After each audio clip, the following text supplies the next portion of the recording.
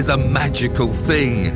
The need to survive turns the weak into the strong. And if you're looking for a good example, forget the apes and take a look at Mitsubishi. This, its humble Lancer, was just another saloon in an already overcrowded territory. You'd never have backed its chances for long-term survival. But in 1992, in Evo form, nearly 250 horsepower grabbed it a foothold in life. It was the first of a long line. The Evo 2 quickly followed, and by 1995 we already had the Evo 3. A new body shell heralded the arrival of Evo 4, and by then a fervent cult of supporters had developed, eagerly awaiting each new development of the car. In January 98, we had the Evo 5, and a year later, the Evo 6. Years of adapting to the harsh environments of the World Rally Championship have seen it take 4 drivers' titles in the last 5 years, and this year the Evo 6 once again leads the way. To its loyal followers, the only possible rival could be its successor. Well, the next phenomenon is here. Tommy Mackinnon won't get his new company car until the middle of the year, but we've got it now. It seemed impossible to develop the Evo 6 any further, so the Mitsubishi boffins switched to a body shell based on the Lancia Sedia, but we shall know it as Evo 7. Theory says that the breed should be improved again. If it isn't, then Darwin will be spinning in his grave.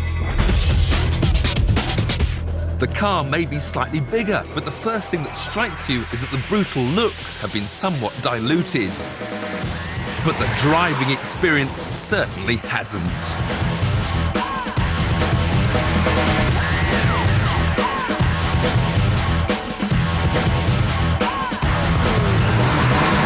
Well, on first impressions, the 7 is just as much fun as the 6. These cars are all about the survival of the fittest. Their performance is staggering. 60 comes up in about 4.5 seconds. Now, this Evo 7 has got no more power than the 4, 5 and the 6. They've all had 280 bhp, but it has got a bit more torque low down, so it'll pull out of corners at lower revs. And I've now got this new active differential with 3 settings for tarmac, gravel or snow. If you're tempted, then Mitsubishi dealers will have them in September, but Gray importers are offering them right here, right now, for about £27,500. Of course, the Evo 7 isn't the only Japanese 4-door saloon that's been quietly evolving, because its old rallying nemesis, the Subaru Impreza, never lets it get ahead. And their latest 280 horsepower WRX STI is due here at the end of the year. If you want one before that, you'll have to go grey.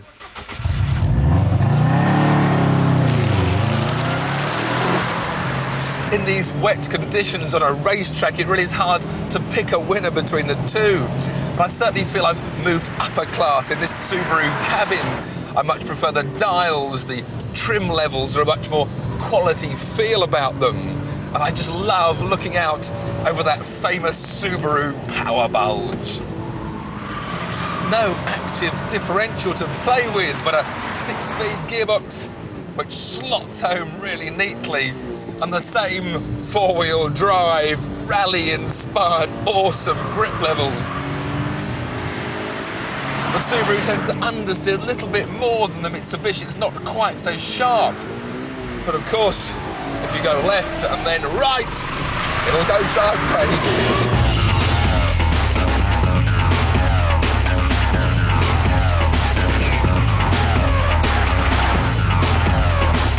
The WRX STI does cost around £2,500 more than the Evo 7, and I look forward to a full test when the official imports arrive. But on first impressions, I'll take the Subaru.